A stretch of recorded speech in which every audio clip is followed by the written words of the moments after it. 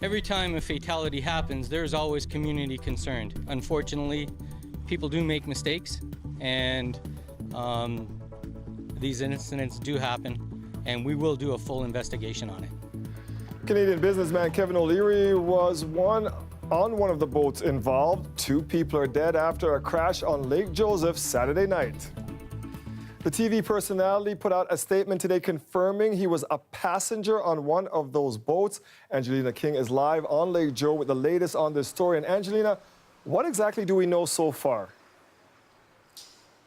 Well, I can tell you that we're being told by OPP and people in the area that the crash happened on the water here. So you can see this little island behind me, and we're told that the 2 boats collided between that island and then the trees on the other side. We're also being told that's where Kevin O'Leary's cottage is. Now, I want to show you a map just to give you a bit of a better sense of the area. So we're about 200 kilometers north of Toronto, and the crash happened near Hamer Bay and Emerald Island there. It happened late Saturday at around 11:30 in the evening. Now, O'Leary is saying through a publicist that he is devastated after this happened. 2 people were killed. 64-year-old Gary Poltash from Florida was found dead at the scene. 48-year-old Suzanne Brito from Uxbridge, Ontario was rushed to hospital with serious injuries but died late yesterday. The mayor of Uxbridge is saying that she and her family were a big part of the community there, and that her enthusiasm and her energy will be missed. Now, 3 other people were taken to hospital with injuries but were released. I want to read you part of the statement that O'Leary sent through a publicist. It says in part, "On late Saturday night, I was a passenger in a boat that was involved in a tragic collision with another watercraft that had no navigation lights on and then fled the scene. I am fully cooperating with law enforcement in their investigation." But there is some conflicting information right now because OPP is telling us that both boats went to go get medical help. They're not confirming if any boats fled the scene or if any lights were off, but they did say this. When we arrived at the scene, we were advised by ambulance that both boats had left the scene, attended locations where both boats or occupants of the boats did contact ambulance to report the emergency. Police are being a little bit tight-lipped about their investigation right now. They won't tell us how many people were on either boat, whether alcohol or speed were factors. They won't tell us if anybody was breathalyzed. They are telling us a little bit about the boat, saying that one is a pleasure craft boat that can hold up to about 13 people. The other is being described as a ski boat. Now, both of those boats are being looked at right now by forensic units, and of course, investigators are still working to determine how the crash exactly happened. So no charges have been laid at this point, but like I said, the investigation is ongoing. They're actually asking for the public if they have any information. Now, I was able to speak with a few people here in the area. A few of them say that they happen to know people who were on both boats at the time of the crash. They say that this is a really tight-knit community out here. So, of course, people are very saddened and shocked to hear the news. Yeah. Tragic loss of 2 lives up there. Thank you for that, Angelina. Messages of support continue to be hung on the walls of this Bloordale business. I'm Talia Ricci, and coming up, why the owners of Dosa Mahal fear that issues with their landlord may stop them from being able to run their restaurant. The start of school is just a few days away, but the results of the latest provincial math testing are in tonight, and the numbers suggest Ontario students have some work to do. Fewer than half of grade 6 students, 48%, met the provincial math standard during the last school year. That's down from 61% in 2009. Now, for grade 3 students, 58% met the standard. In the 2009-2010 school year, at least 70% achieved the standard. Now, the province is hoping a new strategy will help stop the decade-long slide in provincial math scores. The education minister promising $200 million over 4 years. Greg Ross has the details on how the first $55 million will be spent. Is there something on the board that's going to give you a hint? By any standards, it's a failing grade. It is particularly concerning that in grade 6, a full 52% of students are not meeting the provincial standard in math. The province is hoping an investment of $200 million over the next 4 years will help reverse the downward trend.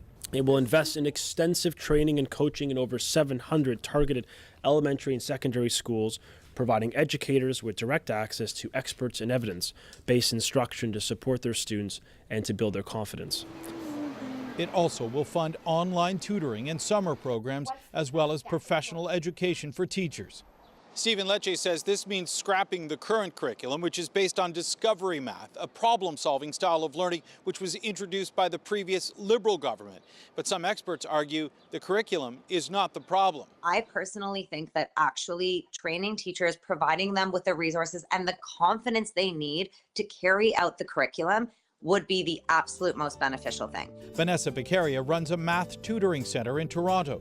She says the government is overlooking the fact that the results also suggested students do have a basic understanding of math, but struggle when it comes to applying it to problem solving, the exact area that Discovery Math is geared towards. Teachers who have been in the classroom for decades are not given adequate support on how to carry out this curriculum. So there ends up being a discrepancy between the curriculum content and how it's taught, which can often be very confusing. Tool belt, right, to help us decide. Today's announcement comes on the heels of new government guidelines that require new teachers to pass a math test with a score of at least 70%. Mary Reid with the Ontario Institute for Studies in Education says that could eliminate a number of qualified candidates. But we need to support teacher candidates not through a high-stakes math teacher certification test. The avenue we take should be through faculties of education supporting their teacher candidates through course engagement. We know that too many of our kids are not meeting the provincial math standards. Lecce says the testing is geared towards professional development and will help the government to better understand areas that need to be improved. Greg Ross, CBC News, Toronto. There'll likely be some number crunching happening tonight when the Toronto District School Board meets. The board's still trying to figure out the impact from provincial budget cuts. Kelda Ewan joins us live from the TDSB headquarters. And Kelda, still lots of questions about what students and teachers will face when classes resume next week. That's right, Dwight, but what we do know is that there will be a lot of changes. For instance, when students get back to class next week, they will notice that there will be might be less guidance counselors, learning coaches, social workers, library staff, custodians, as well as teachers for subjects like ESL, music, visual arts, as well as phys ed. Now, according to the TDSB, a total of 296 full-time positions are being affected. The board just got out of a closed-door meeting to go over some of the changes outlined in their latest report. The report also looks at increasing fees for extracurricular programs and for international students. As well, some students will no longer be eligible to receive TTC tokens if they live far away from specialized schools. And this includes French immersion secondary schools across the province. Outdoor education is also being cut, with several centers closing, as well as a reduction of staff across all 10 centers in Ontario. In all, the board said it needed to cut almost $47 million this year in order to meet the new provincial budget. TDSB Chair Robin Pilkey says her biggest concern is the loss of frontline workers. These include psychologists, guidance counselors, social workers. She says this will ultimately end up hurting the most vulnerable students. Now, Premier Doug Ford had said back in May that the cuts would amount only to attrition, but the board says that that is not true, maintains that's not true, that layoffs were necessary. This morning, Minister of Education Stephen Lecce, which we just saw, address this matter as well. He says that the number given by the TTSB, 296, that will likely come down in a couple of weeks, and we should all just wait and see. When it comes to the educators themselves, and with the support staff, we're still seeing recall of those workers overwhelmingly coming back. And that happens, as you will know, and to be fair for parents watching, recalls will happen well into September. Not under this premier, under every government, at least ostensibly in my lifetime. So we're going to start to see those numbers come down, and we're going to start to see a higher employment complement rise over time. Lecce also said that TTSB has faced budget issues for some time now. He says for the past 5 consecutive years, it has faced a deficit, and that predates the current PC government. And meanwhile, the union that represents TTSB education workers says that these numbers are incorrect. It's charging the board with hiding the real numbers of these budget cuts. And some of those members of the union, they're here today. They will be in the public meeting, which starts at 7 o'clock, and I will be speaking with them before that meeting. I'll have more tonight at 11. I'll send it back to you, Dwight. We'll see you then. Thank you, Kelda. The province is investing in a new court battle against the Trudeau government's carbon pricing policy. The Ontario Court of Appeals ruled last June that the federal government had a constitutional right to set a carbon tax to fight climate change. The policy was enacted last April. Now the Ford government wants to appeal that ruling to the Supreme Court. Ontario calls carbon pricing an illegal intrusion on provincial jurisdiction, but Federal Finance Minister Bill Morneau calls the Ontario decision a waste of taxpayer money and says Ottawa will defend the policy. Several other provinces have also challenged the federal carbon pricing plan. Saskatchewan also lost the court battle, but they plan to appeal. There used to be 100 feet of beach out here. Waves used to roll up on beach, not smash into rocks and splash over walls. Chatham-Kent remains under a state of emergency, and officials say conditions will only get worse tonight. We'll show you some of the damage coming up a little later in the show. The owners of a beloved Indian restaurant in Bloordale say they're struggling to reopen, all because of a dispute with their landlord. South Indian Dosa Mahal was damaged after a fire tore through a neighboring business last year. But now the repairs are done and it's time to renew their lease. The tenants say their landlord is demanding thousands of dollars to make up for lost rent. Talia Ritchie joins us live now from the restaurant. And Talia, this has really caught the attention of this neighborhood. Well, Dwight, you can see the signs posted on the wall behind me, and also up there, a termination notice. Even as we were interviewing the owners today, people were stopping by and saying hello and showing their support, giving the owners hugs. This business has been in the area for 30 years and in this location for 10. And their fear is that this dispute with the landlord could result in them having to leave here permanently. Business, this is connected with my soul. Naomi Logan says Dosa Mahal is more than just a business to her. She loves to cook for her community and says some of her customers even call her mom.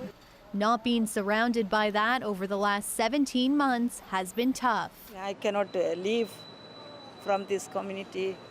This is not business. We can't get it, no. We can't get anything. Logan and her family say their landlord is asking them to compensate her for the full amount of rent for the time it was closed. She demanded that we give her $70,000. That's the only way that we can come back into the premises and sign a lease. On Sunday, dozens of people showed up to the Bloordale restaurant for a rally to show their support.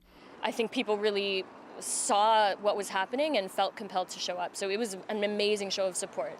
They've also been posting memories and messages on a Facebook group that now has more than 500 members. When I was going through really difficult times, this was one of the only places I could afford to eat. Lawyer Jordan Donich says the landlord is entitled to the rent even in the case of an emergency, but can't collect both insurance and the full amount. So the law would never allow double dipping, because then you're profiting from a situation, right? The insurance company has paid you, you've gotten your perhaps compensation. The landlord then can't come back and say, oh, well, you didn't pay me, tenant. You owe me this as well. We already have an email that says our landlord was already covered for insurance through her insurance. Any business loss, any rent loss was already covered in that respect. In a statement, landlord Nya Trong, who also goes by Charlene, told CBC Toronto that the tenant is responsible for the rent, which is based on the lease agreement, and they chose not to pay. Adding that on Sunday, the rally in front of the building resulted in signs and graffiti all over the property. Logan hopes an agreement is reached so she can return to the restaurant she calls home. I want to stay here my entire whole life. Yeah, me and my husband and my family, right? Yeah. Now, the landlord also said in that statement that her personal cell phone was posted in that Facebook group, and she's been getting dozens of calls about this. She wouldn't confirm if insurance was paying her loss of rent. Later today, the family confirmed that they signed with SM Legal. I spoke with their lawyer, and he's still waiting on confirmation from insurance as well. Their lease is up on August 31st. Dwight? Thank you, Talia.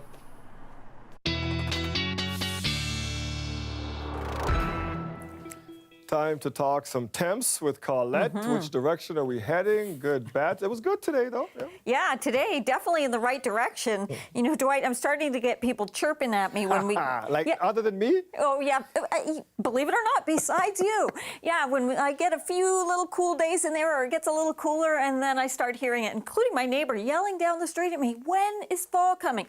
We're not there yet, and today shows that we're not there yet. And even the current temperature's holding pretty nicely. 24 we were up to, or rounded up to 27 a little earlier this afternoon. So you can add a couple of degrees with the humidity in terms of a humidex, but nothing too significant. The winds have been generally from the west to southwest, coming in at times a little bit gusty through the afternoon, and we'll see that into the evening hours as well. Now, we see drier conditions for the most part, certainly around the GTA. But if I broaden the perspective a little bit, you can see just a few little spotty showers showing up. That was in the forecast. They're very, very isolated, not seeing much moisture out of these, but they're going to carry on through the overnight hours. So we'll see a few tiny areas where you're going to get some sprinkles. Primarily, it is a forecast of dry conditions through the overnight tonight. Again, a greater chance into cottage country you could encounter one of those sprinkles, though. Then tomorrow morning, the setup for Thursday, sunshine, looking great. Again, now it will be slightly cooler. Nobody panic yet, but the temperatures are going to come down a little bit. And then it looks great through Thursday. And then Thursday evening, again, up towards Muskoka area, we'll start to see some rain showers moving in. But it'll be overnight for the lower Great Lakes before, or at least for Lake Ontario shores, before we see this rain coming through. So there will be some rain and some gusty winds overnight Thursday. It will move out, though, as well by Friday morning. So kind of a nice pattern through there. Now, tonight's low, 14 degrees. Tomorrow afternoon, as I say, tiny bit cooler than today, 25, but a good day all around. There is some cooler air that's going to move in, and it's coming towards the holiday weekend, Dwight. So not too much chirping, but we'll have that coming up. Thank you, Colette. You've got it. After serving less than a week of his year-long sentence, the editor of Your Ward News is out on bail. James Sears received his sentence last week after he was found guilty of willful promotion of hatred against women and Jews in the publication. Court records show he paid $500 bail and is appealing that decision. Sears is arguing his verdict is unreasonable and the court didn't fully examine some of his statements to determine if they were hateful. He's been ordered not to communicate with several people involved in the case and to take down the content on the Your Ward News website. The Crown opposed the bail application, saying his appeal is frivolous and his detention is necessary to ensure public confidence in the justice system. A man is in hospital with life-threatening injuries after being struck by a car while sitting on the patio at a Mississauga bakery. It happened just before noon at a plaza near Lakeshore and Mississauga Road. Police say the 46-year-old man was sitting with his wife when the car went over a concrete barrier and drove right through the front window of the shop. His wife suffered minor injuries. The 86-year-old driver of the car and his passenger were taken to hospital as a precaution. Police are still investigating, and so far, no word on charges yet. And in Burlington, one man is under arrest after a lengthy car chase this morning. It all started around 12 a.m. near the Best Western Hotel. Halton police say they spotted a vehicle and noticed the driver was wanted by police. The driver fled. Police say he was driving so dangerously they had to give up the chase. They spotted the car again later and laid down a spike belt to stop it, but the man drove around it. Police say the suspect then went to a car dealership and tried unsuccessfully to steal a car. The suspect then drove the wrong way onto a QEW ramp at Walker's Line and got into a crash. He ran away, but the K-9 unit eventually found him hiding in some bushes. The 29-year-old is now facing several charges. We're not going to wait until October the 31st before getting on with our plans to take this country forward. The Brexit crisis continues. The UK Prime Minister suspends Parliament with just weeks to go before the deadline to leave the European Union. We'll bring you that story coming up right after the break. Stay with us. The weather update is brought to you by Train Extreme Conditions Testing. It's hard to stop a train, really hard. Train, the most reliable heating and cooling brand.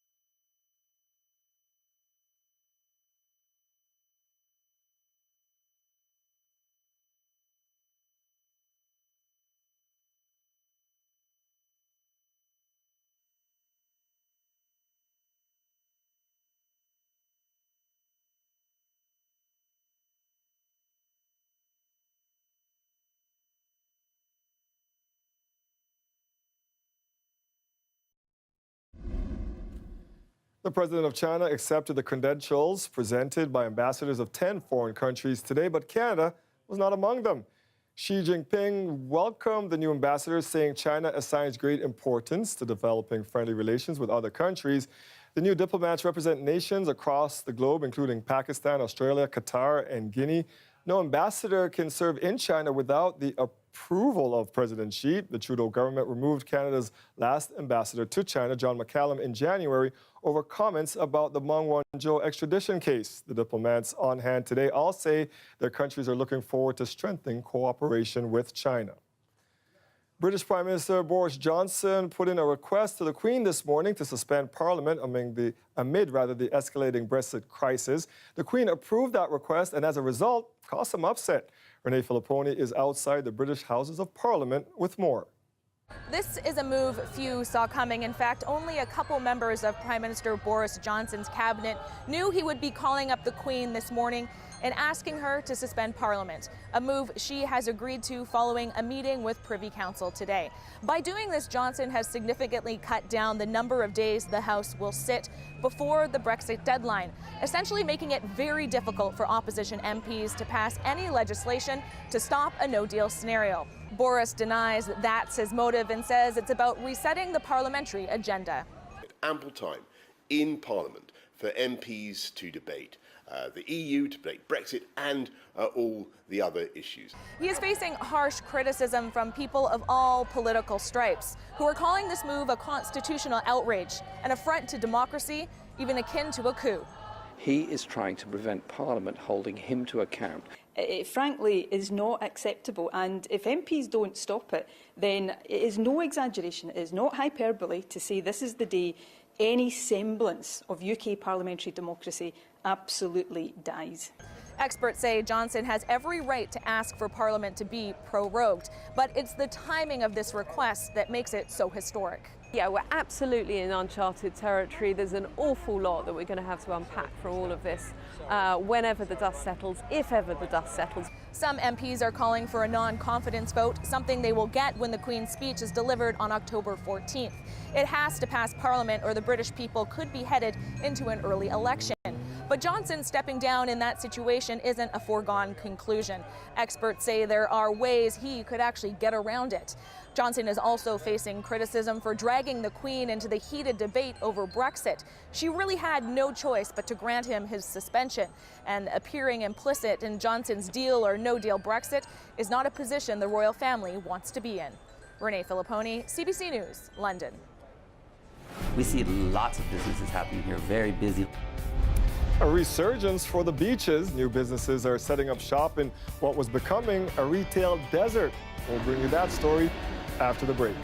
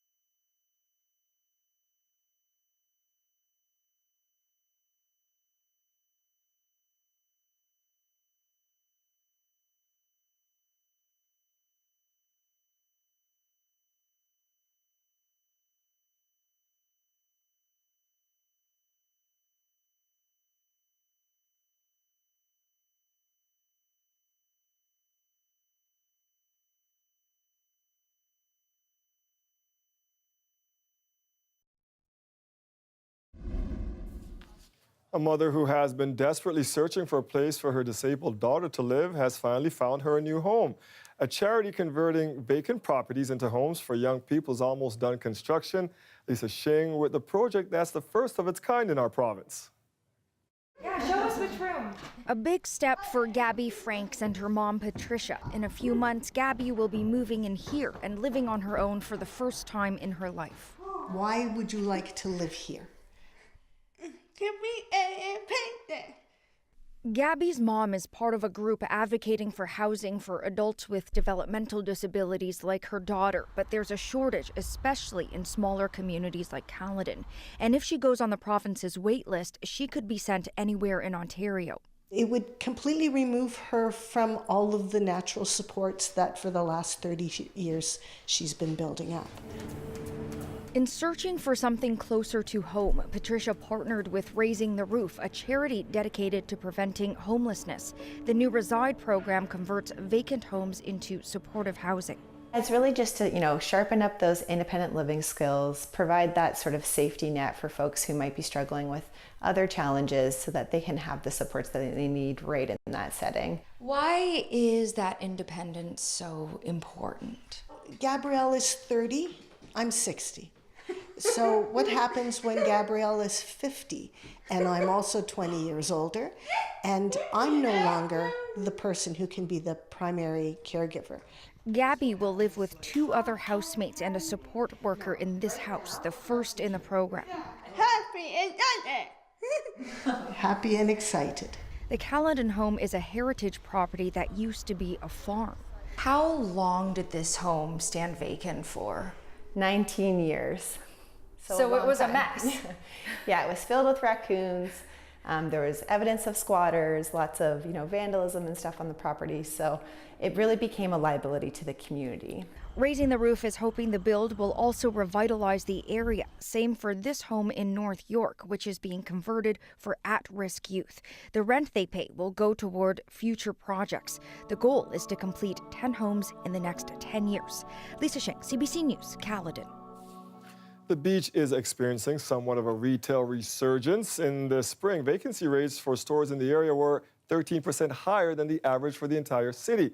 But recent efforts by the Beach Village BIA are showing signs of success with new businesses setting up shop. Daniel Clark has more. My dad thought that he should name it after me, but then Isabella's Restaurant would be too short for a name, so then he just added boutique, and then that's what made it perfect. Well, Isabella and her father, David Noon, just relocated their restaurant from the beach to the beach.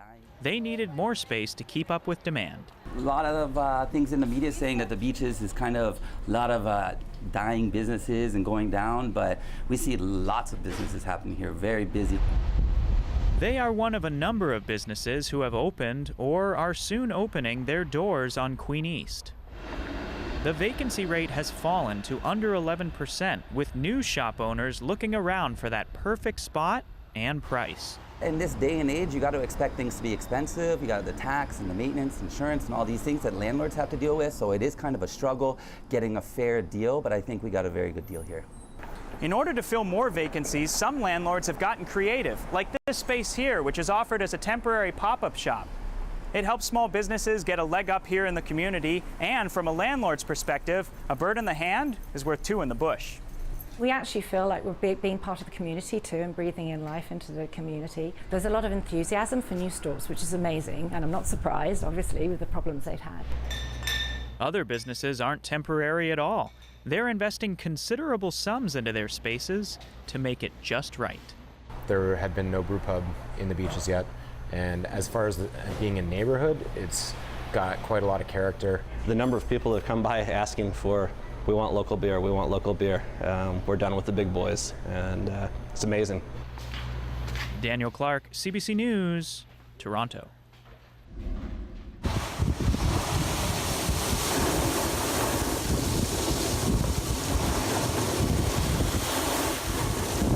You are looking at video taken late this afternoon in the Chatham-Kent area. That's where residents have been hit by some serious flooding, which continues tonight. A state of emergency remains in place in the region after strong winds sent waves crashing into the Lake Erie shoreline. About 40 homes were put under a voluntary evacuation order. The CBC's Jason Vio is in Chatham-Kent for us tonight. So, Jason, what's the situation there right now? Well, Dwight, things appear to be intensifying. You can hear the wind. I can feel the mist to my back, which is making its way onto the lens there. And you can see some of the waves behind me are getting larger compared to what they were earlier today when I was here. But residents say overnight, though, there was a bit of a reprieve, if you want to call it that, because they say the winds slightly shifted into more of a westerly direction. And they say the southerly winds are really what is pounding the shoreline and hitting some of these homes hard. And there's some pretty shocking video out there as well, just showing some of the true devastation here with windows and doors just completely pounded in by some of the waves, the strong waves that we've been seeing here as well. And some people have been here since the 1950s. They helped build their homes. They thought this would be their retirement home. And now they're thinking that that is not going to happen. Have a listen. I'm really worried. I'm really, you can say depressed a little bit, gut wrenching, not sleeping at all. You know, kind of thing. Even last night I was shaking my hand, it was so bad, wondering if I'm going to come out and it's going to be all collapsed. Residents here were very emotional today, as you can understand, but there was a lot of positivity in this neighborhood as well, Dwight. I heard the word resilience a number of times. People coming together to help each other out, offering people places to stay, meals to eat. So there really is that sense of community here, and they're looking on the positive side of things as well. So, Jason, while they are supporting each other now, what is next for these homeowners? Well, when I asked that question today, Dwight, they don't want to look too far into the future. They want to stick with what's going to happen over the next 24, 48 hours, because what you're seeing behind me here is expected to stick around into tonight, tomorrow, and even Friday morning. And that's what Frank Sparks, the man you heard from there, is really worried about. It's his cottage, his summer home. So what is he going to come find tomorrow when he comes here? He's worried it's going to be all washed away. And something I've heard from a lot of residents here today too, Dwight, is that they really want different levels of government to step up and really help protect the shoreline here. Thank you for that update, Jason.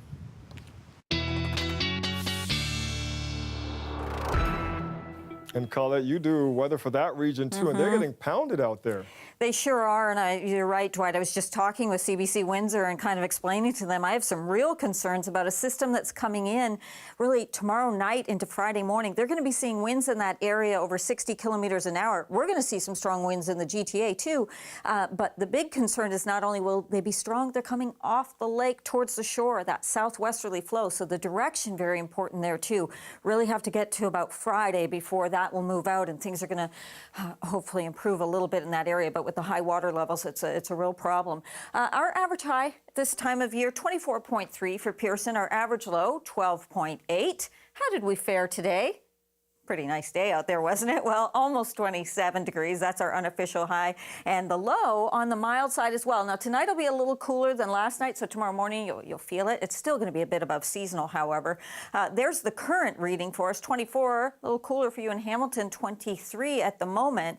And I want to show you what's happening here. Just a little bit of instability as a trough is kind of pushing through. It provides a bit of lift. So up into cottage country around Hanover, over towards Collingwood, seeing some very, very light shower activity.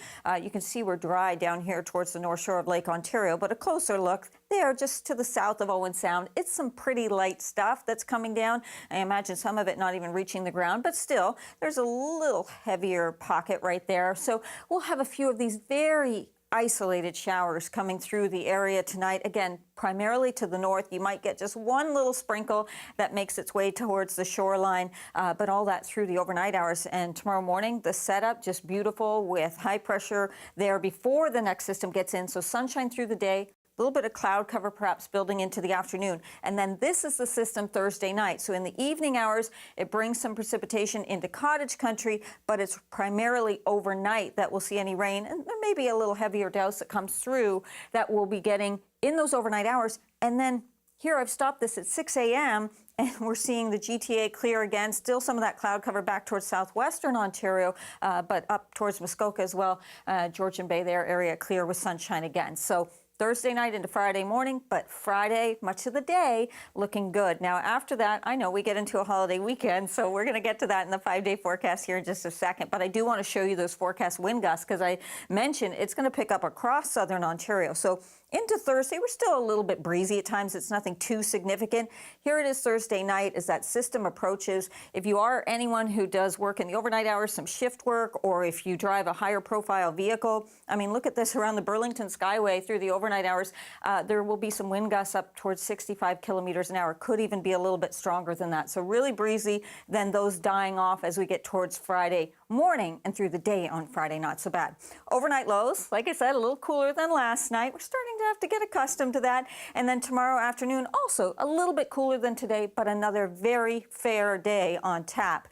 Into Friday, 25 for the high. Cooler shot of air for the holiday weekend with a chance of showers both day, a little more significant into Sunday, but it won't be all day. And then the temperatures start to rise as we get to the end of the holiday weekend. And back to school, Dwight, we're talking about those temperatures starting to go up into the upper 20s. So climbing, the kids will be in shorts on their way to school, it looks like. And they'll be complaining too. Oh, yeah, probably. Thank you, Colette. You got it. Torrential rains triggered floods and landslides in the southwestern Japanese island of Kyushu yesterday. At least 2 people were killed as evacuation orders and a rare emergency warning were issued to residents. This is the aftermath. The aftermath reflected a calm that was just not there when the rain began pounding down on Tuesday. Meteorologists say it was the kind of downpour seen only once in a few decades in the region. One man was swept away in his car as rain fell at a rate of more than 100 millimeters or 4 inches in 1 hour. Another man died trying to get out of his submerged vehicle. 100 ground defense troops were sent in for disaster relief. Hurricane Dorian is now rated as a Category 1 storm as it makes landfall in the U.S. Virgin Islands. The storm is also expected to hit the British Virgin Islands and Puerto Rico. Residents there are bracing for heavy wind and rain. Puerto Rico is still recovering from hurricanes in 2017, which caused billions of dollars worth of damage. Forecasters say Dorian could become a Category 3 storm by the time it reaches Florida late Sunday or Monday. A volcano on the Italian island of Stromboli erupted today for the second time in less than 2 months. The eruption created a river of lava and sent huge plumes of ash into the sky. The loud roar startled tourists, but no injuries or damages have been reported. The Stromboli volcano is one of the most active in the world and has been erupting continuously for thousands of years. An eruption in July resulted in the death of 1 person who was killed by falling stones. And as we head to break, here's a look at where the markets closed today. The TSX was up about 88 points. The Dow Jones was up as well by about 1%, while the Canadian dollar was down slightly at 75 cents US. Stay with us. We'll be right back.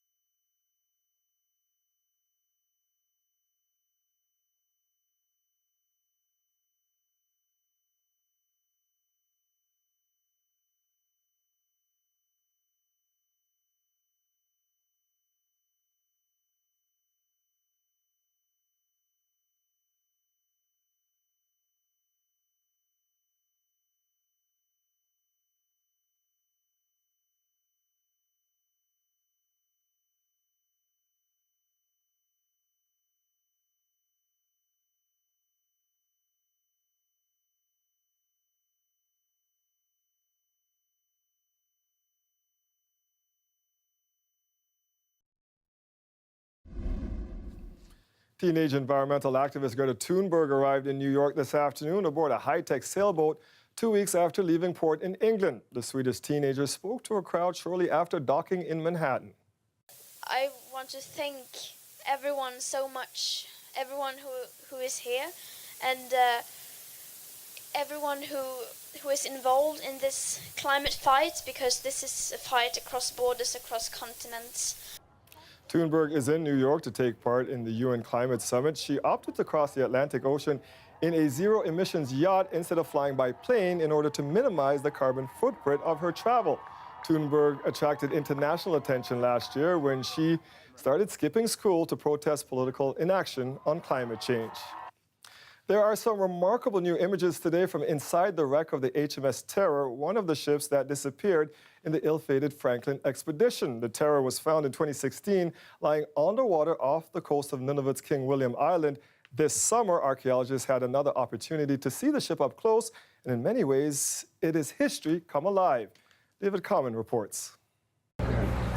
Taking advantage of a narrow ice-free window in Canada's far north, Parks Canada underwater archaeologists are exploring what must be one of the best preserved shipwrecks of its era anywhere. Like so much else, the ship's wheel frozen in time, protected by ice-cold water and deep away from damaging sunlight. Inside, recorded by an underwater robot, sleeping compartment still intact, as if the crew had just walked away. Storerooms with bottles, perhaps for rum, firearms encased in rust, even plates last used by doomed men on a mission woven into Canada's history. In 1845, two ships, HMS Erebus and Terror, left England in search of the Northwest Passage. But as winter set in, so too did the Arctic ice. For 2 years, it did not clear, trapping and eventually sinking the vessels. Rescue missions failed to find them. All 128 men abandoned the ships and died. For years, archaeologists like Ryan Harris tried to just find the wreck. The sensation, of course, is the exhilaration of seeing this space so intact. What's down there incredibly well preserved and part of the collective history of the Inuit and of Canada. A remarkable connection to the past and in near pristine condition. David Common, CBC News, Toronto. They're identical twins, activists, and they're headed to U of T in the fall. I'm Lorenda Redikob. I'll introduce you to Miriam and Naval. They started out as activists when they were just 8 years old, and they've already interviewed the Prime Minister. I'll tell you about their next adventure coming up.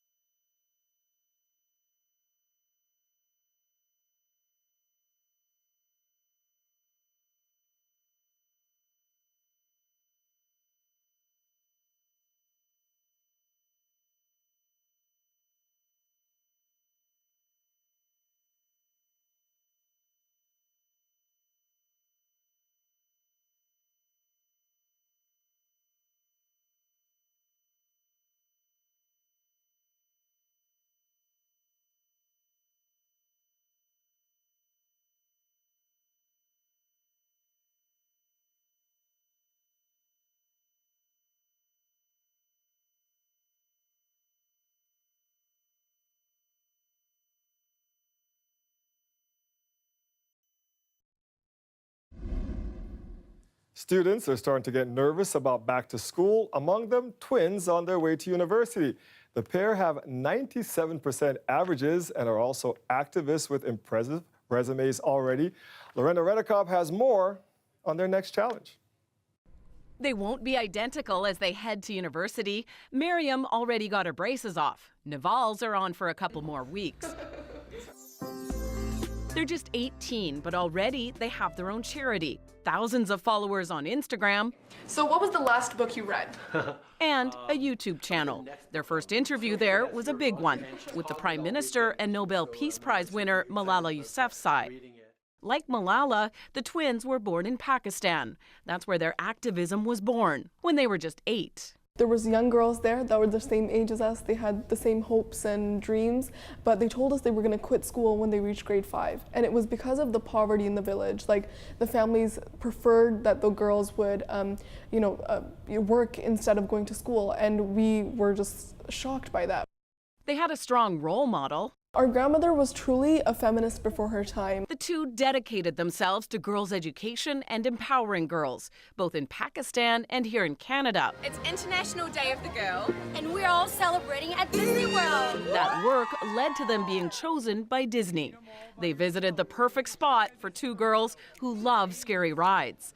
And they got some pro help for a mini documentary project. They plan to study international relations. Their advice for other girls? They should never believe that they're not good enough or that they can't. You just have to work hard at whatever you're passionate about. We were passionate about activism, and so we just worked on it. Our parents always did was whenever we had crazy ideas about changing the world, they never said, oh, that's not possible. They were always like, yeah, how can we improve this idea? But now school will be the top priority. So we hope that, we'll be able to fit in nicely and get our work started. And they have the same first-year jitters as all new students. Just starting with the classes, and they're going to be so big, obviously that's something that we're not that used to. But they'll find time for their nonprofit. Plus, their documentary about working in Pakistan is set to come out in November. Lorenda Redekop, CBC News, Vaughan. Good luck, ladies. A wish came true at the CNE grounds today. 8-year-old Hayden was diagnosed with brittle bone disease in 2015. From Alberta, Hayden always wanted to visit his family in Ontario and have some fun at the fair. Well, today, the Children's Wish Foundation made it happen. Take a look. Hayden, today is your day. Today was a wonderful day for us. A young man by the name of Hayden, an 8-year-old out of Alberta, and the Children's Wish Foundation organization and the Canadian National Exhibition Association staff all got together to enable Hayden to experience a family day at the Canadian National Exhibition as a part of his wish. The CNE really kind of went above and beyond any of our expectations and thought something that would be really cool for Hayden to experience and kind of to commemorate his fun day at the CNE. They actually named one of their express trains after him. So for the whole day, one of the trains that will be going around the CNE is named Hayden, as you can see behind me here. He's really excited to be here to go on all the rides, and we've never been here before. I've heard lots about it, so we're pretty excited to experience it for the first time. I'm excited to go on the ride, take a ride on the train. He's had 9 fractures in his life because he's got a bone disease.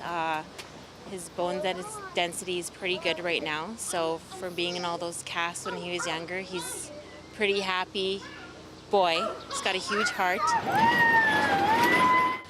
We're having a great day. They're treating Hayden like a king. He got to choose whatever ride he wants to go on. He got some cotton candy. He's showing everyone how he loves to eat the cotton candy. And got a bus designated to Hayden and had his name on it. He was really excited about that. He's getting really spoiled today, but he's enjoying it a lot. We all are. Thumbs up, big smiles. Woo.